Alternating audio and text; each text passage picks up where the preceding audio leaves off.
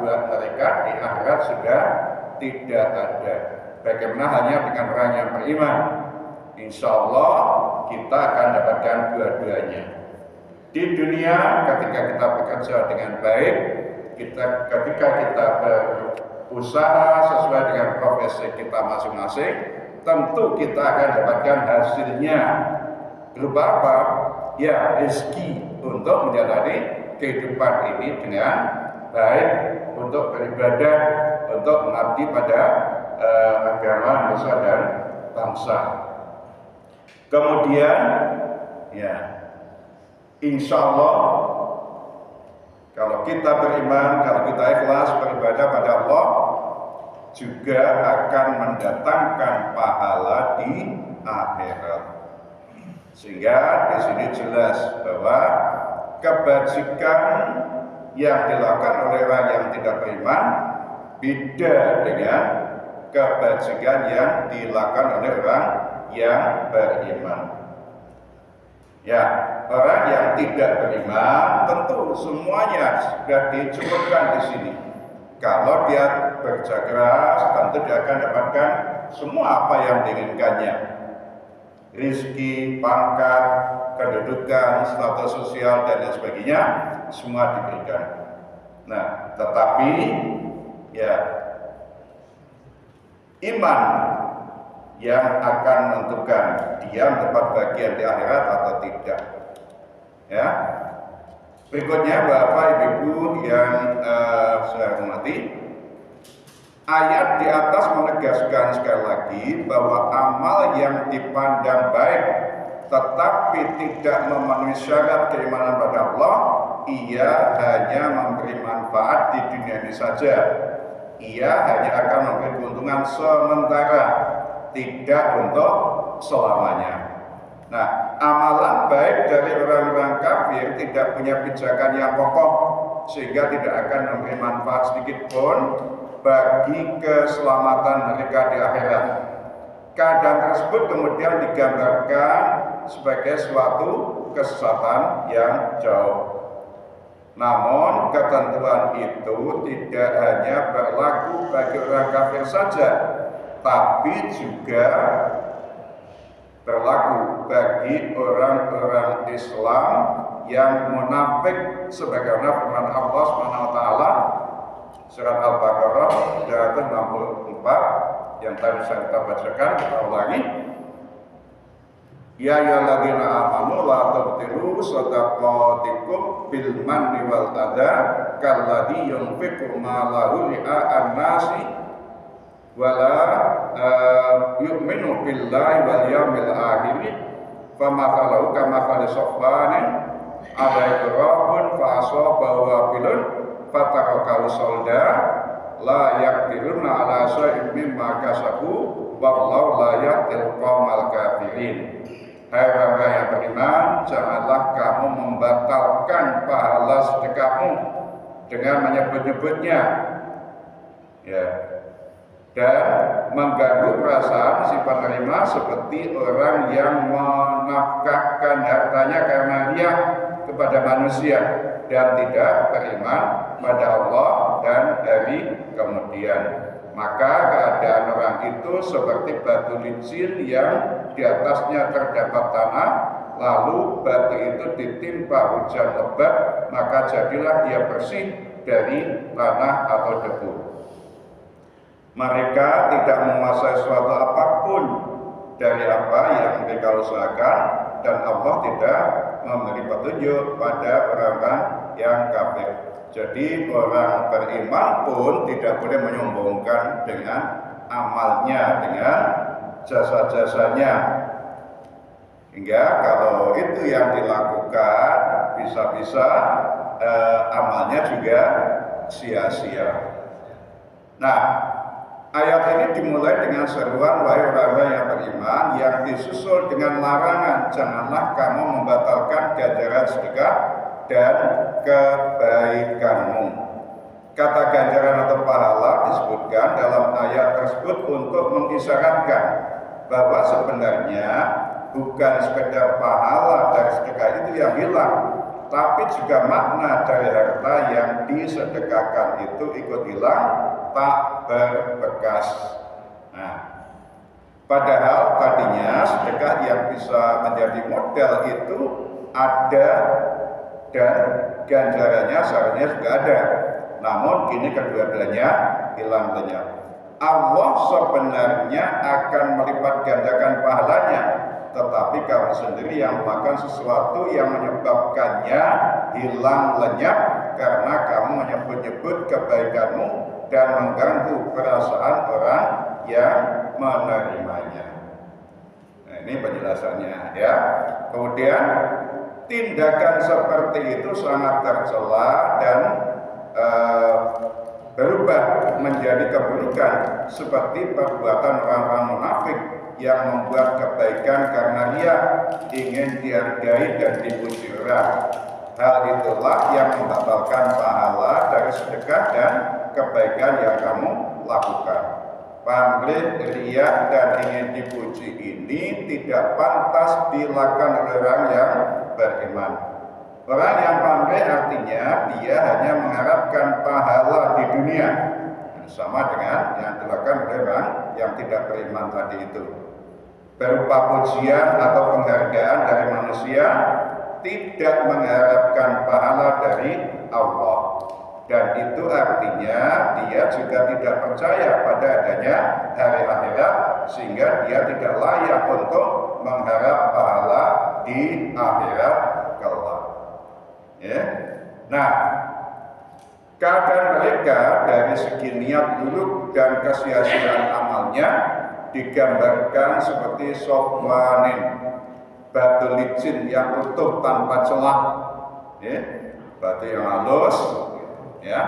Kemudian maka jika di atasnya ditempatkan sebungkah tanah, kemudian ditimpa hujan lebat, tanah itu pasti luruh semuanya, hanyut bersama air hujan yang menimpanya.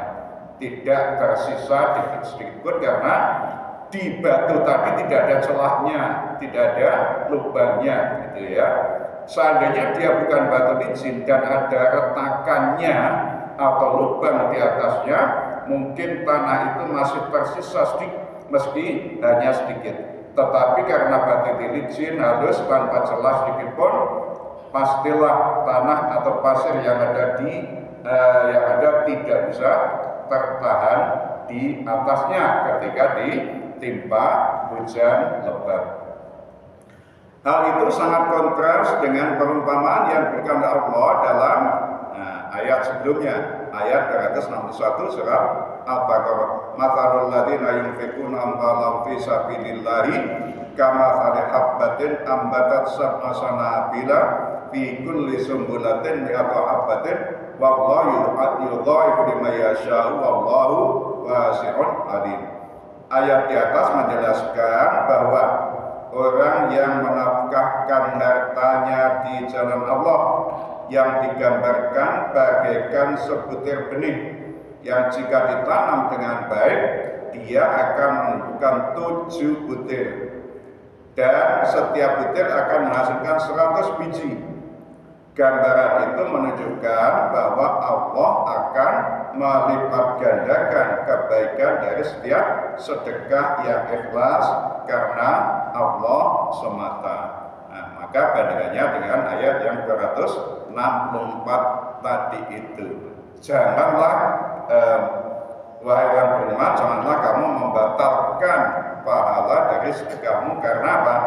Riya, na'udzubillah. Nah, berikutnya Bapak Ibu kita lanjutkan dengan kajian surat Hud ayat 15-16, masih berbicara tentang hal yang sama terkait dengan amalan kebajikan, amal kebajikan yang tertolak sia-sia. Maka ayuridul hayatad dunya wa zinataha wa fi ilaihim a'malahum fiha wa hum fiha la yubkhasuna ulaika alladziina laisa lahum fil akhirati illan nar wa habita ma sana'u fiha wa batilun ma kanu ya'malun. Barang siapa yang menghendaki kehidupan dunia dan perhiasannya, niscaya kami berikan pada mereka balasan pekerjaan mereka di dunia dengan sempurna, dan mereka di dunia tidak akan dirugikan. Itulah orang-orang yang tidak akan memperoleh apapun di akhirat kecuali neraka, dan lenyaplah di akhirat itu apa yang telah mereka usahakan di dunia, dan sia-sialah apa yang telah mereka kerjakan. Nah, uraian tafsirnya, ya, salah satu alasan mengapa kaum musyrikin menolak beriman pada Allah dan tidak mau mengakui kerasulan Nabi Muhammad SAW adalah kepentingan duniawi dan kerakusan untuk menguasai sumber-sumber ekonomi. Ayat 15 ini mengisyaratkan tentang dampak dari keengganan mereka untuk beriman pada Rasulullah SAW. Maka ayat ini menegaskan bahwa barang siapa yang menghendaki kemewahan duniawi dan mengabaikan akhirat, maka Allah akan menyempurnakan kesenangan mereka di dunia ini. Mereka sedikit pun tidak akan dikurangi hak-haknya. Namun pilihan hidup seperti itu telah menjauhkan mereka dari rahmat Allah, sehingga kelak di akhirat mereka sudah tidak akan mendapatkan bagian apa-apa lagi, kecuali siksa api neraka. Ini semua akibat kedurhakaan mereka, di samping karena hak-hak mereka sudah diberikan secara penuh di dunia. Bekerja untuk memperoleh kejayaan duniawi tentu bukan sesuatu yang tercela. Sebab apa? Pada kenyataannya umat Islam juga telah berhasil membangun peradaban yang tinggi, membangun kekuatan politik yang sangat luar biasa, ya, dari dinasti-dinasti yang merepresentasikan kekuatan politik Islam, dan dengan kekuasaannya itu mereka juga membangun peradaban yang sangat tinggi. Apa artinya? Ya,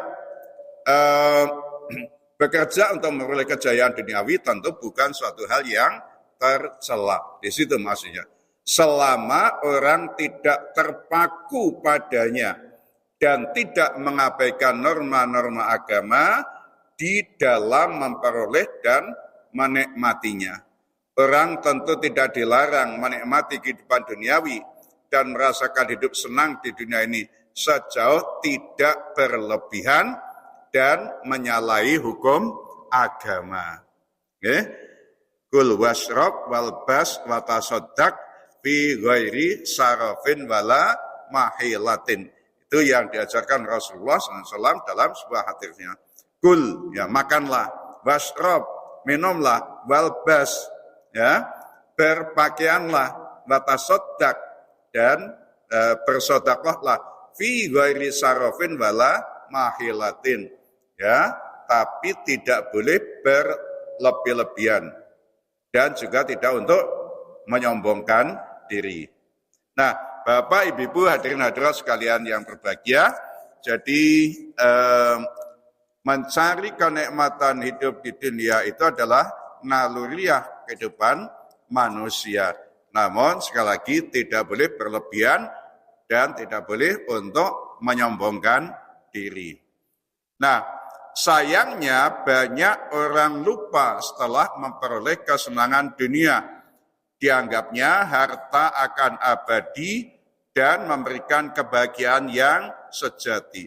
Sehingga ia lupa pada Tuhannya dan mengabaikan kewajiban agama terkait dengan pemanfaatan dan cara yang dibenarkan dalam memperoleh harta itu. Nih, jadi sama-sama mencari rizkinya antara orang yang beriman dan orang yang tidak beriman tentu dibedakan. Bagaimana orang beriman, cara apa yang ditempuh oleh orang beriman untuk mendapatkan rezekinya. Setelah rezeki itu didapat, bagaimana dikelola. Setiap rezeki yang kita terima ada hak bagi orang yang kurang beruntung, kurang mampu. Wa fi amwalim hakun lisaili wal mahrum. Nah, maka apa? Orang beriman tentu akan selalu menyadari bahwa harta yang diperolehnya adalah karunia dari Allah yang harus bisa memberi manfaat bukan saja pada dirinya, tapi juga pada orang lain. Harta juga sangat diperlukan untuk berjihad fisabilillah, di samping harus dibayarkan zakatnya dan diinfakkan untuk kemaslahatan umum. Kalau kita perhatikan, seruan berjihad itu apa? Bi amwalikum wa anfusikum. Jadi dengan hartanya didulukan, baru anfusikum. Artinya apa? Ya, disinilah sistem perekonomian Islam harus dibangun untuk dapat mengelola kekayaan publik, kekayaan untuk kepentingan syiar dakwah Islamiyah. Nah, semuanya dipanggil untuk bisa berperan, berkontribusi untuk kepentingan dakwah, kepentingan jihad. Nah, dengan apa? Ya, yang digambarkan sejak awal perkembangannya Islam adalah bi'amwalikum. Nah, kalau bi'amwalikum nggak bisa, ya harus memberikan dukungan moral. Ya, harus dengan tenaga. Ya, ikut terlibat dengan tenaganya. Maka inilah Islam harus terus berkembang dengan semangat jihad fi sabilillah seperti itu, dalam pengertian jahidu bi amwalikum wa anfusikum. Ya, kalau kita semuanya ya tidak mampu berkontribusi secara signifikan ya untuk kegiatan-kegiatan sosial, ya, kontribusi dana, harta untuk kegiatan dakwah, maka ya kita ikut meramaikan, menyemarakkan dengan hadir dalam kajian-kajian, dalam kegiatan-kegiatan sosial keagamaan. Ya, kalau itu pun tidak, ya kita harus bisa memberikan dukungan moral, ya, memberikan support, ya, mungkin melalui WA, melalui ini, ya, yang lain-lain, sikap paling tidak, itulah bi'anfusikum. Nah, orang-orang kafir yang tidak mengimani adanya akhirat akan merasa bebas untuk berusaha mendapatkan kekayaan dengan cara apapun. Mereka juga lebih menguasai cara-cara yang paling efisien untuk memperoleh kekayaan tanpa peduli lagi dengan ketentuan syariah. Namun karena mereka tidak beriman pada Allah dan adanya akhirat, maka mereka tidak memasang target bagi kehidupan akhiratnya. Akibatnya akan lenyap dan sia-sialah seluruh apa yang telah mereka usahakan di dunia ini, serta tidak memberi manfaat sedikitpun bagi keselamatannya kelak di akhirat. Nah, ayat ini juga mengingatkan kaum muslimin agar tidak menjadikan kehidupan mereka di dunia hanya untuk meraih kenikmatan duniawi semata, serta jangan pula terpengaruh oleh keadaan mereka yang bergelimang harta dengan segala kemewahannya. Namun mereka juga tidak boleh menduga bahwa kekufuran itu akan mengundang cepatnya siksa. Allah sudah mengatur sendiri bagaimana balasan bagi mereka yang tidak beriman. Dalam konteks ini Allah berfirman, la yaghurrannaka taqallubul ladzina kafaru fil bilad. Janganlah sekali-kali engkau terperdaya oleh kebebasan orang kafir bergerak di aneka negeri. Ya. Selanjutnya kita akan masuk pada bagian yang berikut ini. Semua insan pasti akan merugi. Ya, kecuali ini. Inilah surat Al-Asr, a'udzubillahi minasyaitonir rajim. Wal 'asri innal insana lafi khusrin illal ladzina amanu wa 'amilus sholihati wa tawashaw bil haqqi wa tawashaw bis sabr. Wal 'asri, ya. Sesungguhnya manusia itu dalam kerugian kecuali orang-orang yang beriman dan beramal soleh serta saling berwasiat tentang kebenaran dan saling berwasiat tentang kesabaran. Ayat atau surat yang pendek ini sudah begitu hafal kita semuanya. Tapi masih perlu kita telaah sekali lagi apa pesan penting dari ini semuanya. Tidak sedikit manusia yang menjadikan hidupnya untuk berlomba-lomba menumpuk harta dan kemewahan, serta menghabiskan waktu untuk meraih kesenangan duniawi. Kata al-asr sering diartikan sebagai waktu. Namun waktu yang mana yang dimasukkan dalam ayat pertama surat ini? Ada yang mengartikan waktu atau masa secara umum, namun ada juga yang menyebutnya sebagai waktu asar setelah zuhur. Ya. Nah, menurut Muhammad Abduh, waktu ini terkait dengan kebiasaan orang Arab saat turunnya wahyu ini, dengan menghabiskan waktu untuk berbincang-bincang, membicarakan hal-hal yang mereka alami sehari-hari. Ya, sama dengan kita. Ya. Tidak jarang dalam obrolan itu terlontar ungkapan yang mempersalahkan waktu atas kegagalan usaha mereka atau atas kesialan yang mereka alami. Di lain kesempatan mereka memuji waktu sebagai waktu yang baik jika mereka memperoleh kesenangan. Ini ada waktu baik, ada waktu tidak baik. Nah, ini dalam tradisi sebagian masyarakat kita, gitu. Ya, mengapa kalau Muharram ini pejabat KUA berai cuti gitu ya, bisa menikmati libur, tidak banyak tugas gitu. Ini tentu ada anggapan waktu baik, waktu tidak baiknya, gitu, ya. Nah, kemudian maka Allah bersumpah dengan demi waktu untuk membantah anggapan mereka yang keliru tentang waktu. Tidak ada waktu sial atau waktu baik. Semua waktu adalah sama. Yang menjadikan waktu itu baik atau buruk adalah perbuatan manusia sendiri. Nah, waktu adalah milik Allah. Di dalamnya Allah melaksanakan apapun yang menjadi kehendaknya, seperti mencipta, memberi rezeki, menentukan kemuliaan atau memuliakan atau menghinakan hambanya. Maka waktu tidak perlu dikutuk dan disalahkan. Janganlah mencerca waktu, sebab Allah adalah pemilik waktu. La tasubbud dahra. Ini sebuah hadis yang dapat kita kaji lebih lanjut. Waktu adalah modal utama bagi manusia.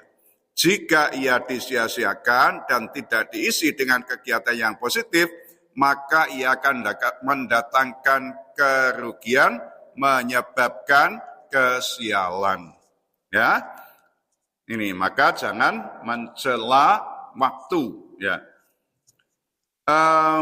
ayat di atas menegaskan bahwa semua manusia akan mengalami kerugian, yaitu ketika masa hidupnya di dunia dibiarkan terlalu sia-sia tanpa kegiatan yang bermakna atau mendatangkan manfaat bagi kebaikan hidupnya.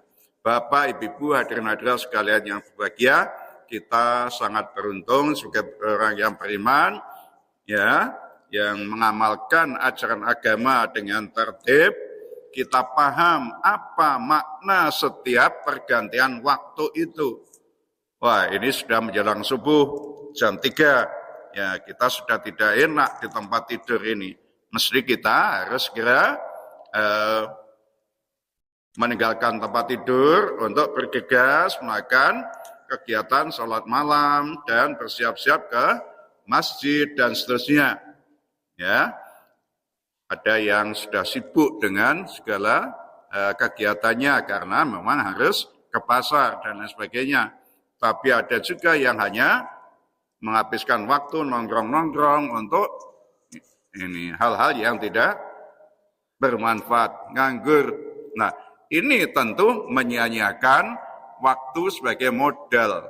Maka ayat ketiga dari surat Al-Asr ini memberikan pengecualian, yaitu kecuali orang yang beriman dan beramal soleh, serta saling memberi wasiat tentang yang hak dan kesabaran dalam berpegang teguh pada yang hak tersebut. Apa maksudnya ini? Ya, iman adalah pembenaran dalam hati atas apa yang diajarkan Rasulullah, yang rinciannya seperti tertuang dalam rukun iman yang 6. Iman sangat sulit digambarkan seperti apa hakikatnya. Ia dirasakan oleh seseorang, tetapi sulit baginya untuk melukiskan perasaan itu. Apalagi bagi orang yang tidak beriman, iman bagaikan rasa kagum atau cinta yang hanya bisa dirasakan oleh pemiliknya. Maka gambaran yang diberikan oleh Rasulullah SAW, dzaqata mal imani man radhiya billahi rabba wa bil islami dina wa bi Muhammadin nabiyya. Orang akan merasakan manisnya iman itu kalau dia ridho, rela Allah sebagai Tuhannya, ya, Islam sebagai agamanya, dan Muhammad sebagai nabinya. Ya, nah, betapa nikmatnya kalau pagi-pagi kita sudah bisa bangun dalam keadaan sehat. Nah, segera berangkat ke masjid. Ya. Nah, ini tentu kenikmatan yang hanya bisa dirasakan oleh yang beriman. Orang yang tidak beriman apa?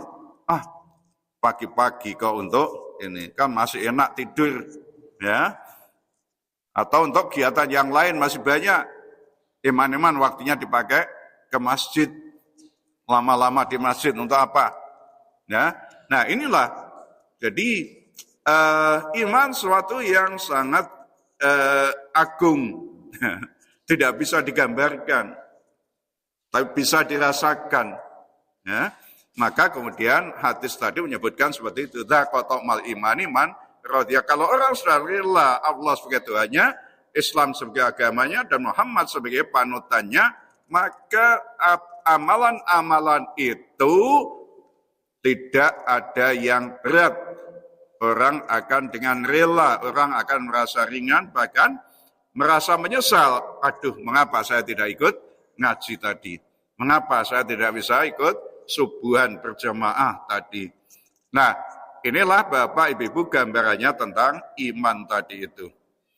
Nah, sebagian ulama membagi ajaran agama menjadi dua sisi, ya. Sisi pengetahuan dan sisi pengamalan. Ya, sering digambarkan dengan knowledge and practices. Ya, akidah yang wajib diimani merupakan sisi pengetahuan, sedang syariat merupakan sisi pengamalan. Atas dasar ini pula para ulama memahami makna alladzina amanu dalam arti orang yang memiliki pengetahuan tentang hakikat kebenaran.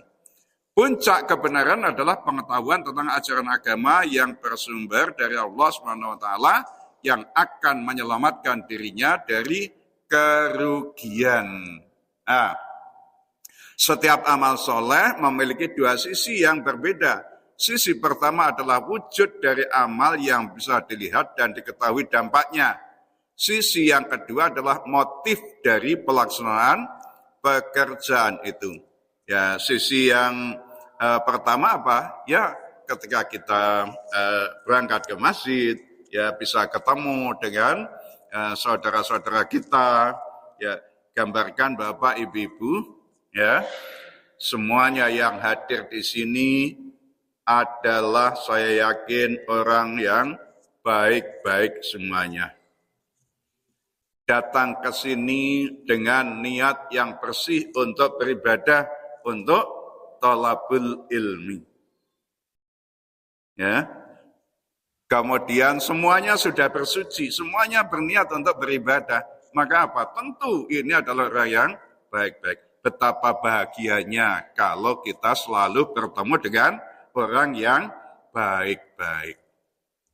Bandingkan kalau kita datang ke pasar atau ke keramaian, kerumunan, apalagi ada demo, ada ini, betapa kita harus berhadapan dengan orang-orang yang kita tidak pernah kenal.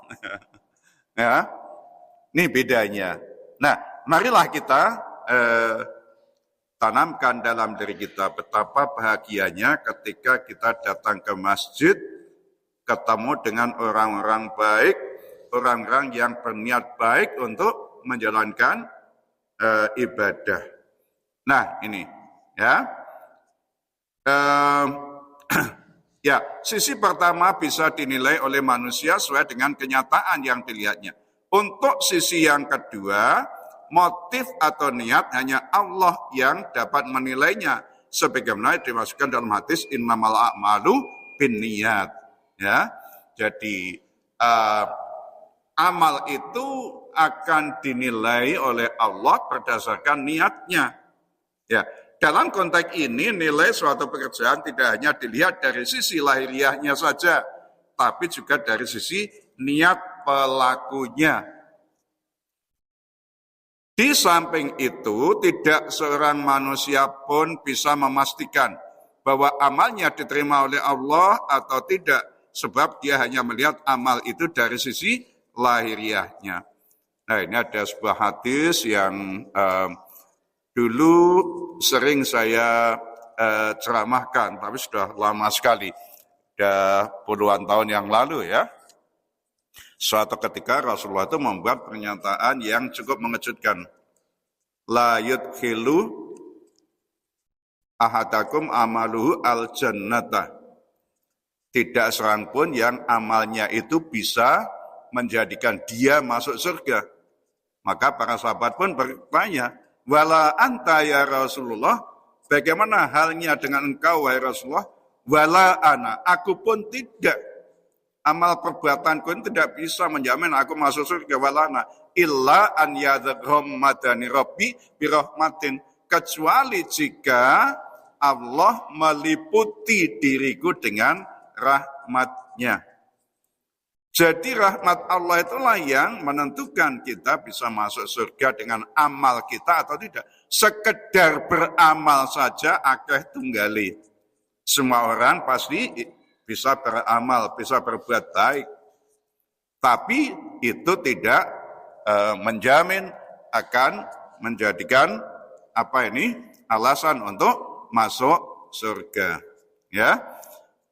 Kemudian mungkin ada orang yang bertanya, mengapa demikian? Bukankah yang mereka lakukan itu adalah amal soleh? Disinilah perlunya kita melihat syarat dan niat pelakunya. Mungkin ada pula yang bertanya, di mana keadilan Allah? Bukankah Allah telah berfirman dalam surat Al-Kahfi ayat 30, Innallaha la yudhi'u ajra man ahsana amala. Bahwa sungguhnya Allah tidak menyia-nyiakan amal orang yang berbuat kebajikan. Nah, mengapa Allah tidak menerima amalan baik dari mereka yang tidak beriman padanya? Nah, ini kembali pada yang tadi. Paling tidak ada dua jawaban untuk pertanyaan tersebut. Pertama, seperti sudah disebutkan di atas bahwa penilaian di akhirat tidak lepas dari niat pelakunya. Apakah amalan itu didasarkan pada keikhlasan pada Allah atau tidak? Wa ma umiru illa liya'budullaha mukhlishina lahuddin. Orang yang berbuat baik tetapi didorong oleh keinginan agar dipuji orang lain atau demi memperoleh keuntungan material, maka amalnya tidak memenuhi kriteria amal soleh. Nah, kedua, bagi yang melakukan suatu pekerjaan namun dia tidak beriman, pada hakikatnya dia tidak mengharapkan sesuatu di akhirat kelak. Karena dia tidak mempercayai adanya akhirat, maka dia tidak mengharapkan pahala. Sedangkan bagi mereka yang mempercayai adanya Tuhan selain Allah, maka kalaupun dia mengharapkan pahala di akhirat nanti, pahala itu tentu tidak dinantikannya dari Allah. Monggo ini kita cermati ya. Misalnya orang yang menyembah matahari, gunung, batu besar atau keris, silakan menuntut pahalanya pada benda-benda yang disembahnya itu. Ya. Wong enggak menyembah pada Allah kok minta pahala pada Allah. Ya minta saja pada gunung, pada batu, pada ini. Bisa apa enggak gitu. Ya. Nah, di sisi lain tentu tidak adil jika orang yang orang datang menuntut upah pada orang lain yang ia sendiri tidak bekerja untuknya. Yang lain bekerja untuk ini, ya, pada bos, kemudian mendapatkan upah. Nah ini orang tidak bekerja, kok tahu-tahu datang minta jatahnya, ya tidak bisa. Ya, tidak wajar penyembah bintang, misalnya datang pada Allah untuk diberi pahala atas kebaikan yang ia lakukan di dunia. Bukankah dia tidak melakukan amal kebajikan itu demi Allah?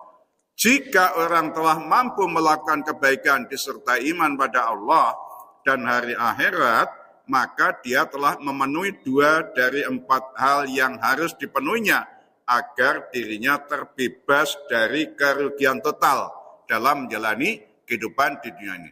Tadi wal asri innal insana lafi khusrin gitu. Okay? Nah, 2 hal lain yang harus dipenuhi agar benar-benar tidak termasuk orang yang merugi dan memperoleh keberuntungan ialah saling berwasiat untuk kebenaran dan saling berwasiat untuk bersabar. Saling berwasiat menyangkut yang hak, kebenaran, mengandung maksud bahwa orang berkewajiban untuk mendengarkan kebenaran dari orang lain, kemudian meneruskannya pada orang lain berikutnya. Nah, orang belum benar-benar terbebas dari kerugian bila ia sekedar beriman, beramal soleh, dan mengetahui kebenaran itu untuk dirinya sendiri. Ia berkewajiban pula untuk menyampaikannya pada orang lain. Rasulullah sendiri mengatakan, balighu anni walau ayah. Walaupun satu ayat ini tidak boleh kamu pakai sendiri. Ayat khusus untuk saya. Tidak.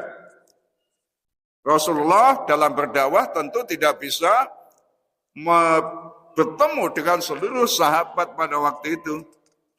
Sahabat sudah semakin banyak, sahabat sudah berpencar-pencar di tempat yang jauh.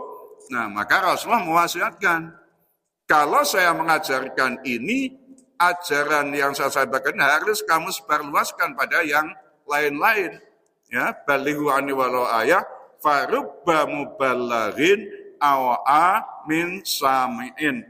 Siapa tahu orang yang kamu beritahu tadi lebih paham, lebih memahami, lebih menyadari tentang maksud dari ajaran ini.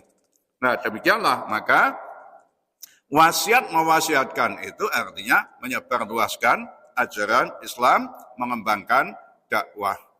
Bapak, Ibu, hadirin hadirat sekalian yang berbahagia, dari keseluruhan materi yang kita kaji pada malam hari ini, kita dapat menyimpulkan bahwa setiap orang pasti ingin berbuat baik, tidak peduli dia beriman atau kafir. Namun tidak semua amal kebaikan akan diterima oleh Allah dan mendatangkan pahala jika tidak didasari keimanan. Amal kebajikan yang dilakukan tanpa didasari iman hanya akan mendatangkan kerugian. Untuk itu, agar manusia terbebas dari kesia-siaan dalam hidupnya, dia harus beriman, beramal soleh, saling berwasiat untuk kebenaran, dan saling berwasiat untuk kesabaran. Inilah yang harus kita jadikan pedoman agar hidup kita tidak sia-sia tanpa makna. Demikian Bapak, Ibu, hadirin hadirat sekalian yang berbahagia. Kurang lebihnya mohon maaf. Nasrullah Fathun Karib. Assalamualaikum warahmatullahi wabarakatuh.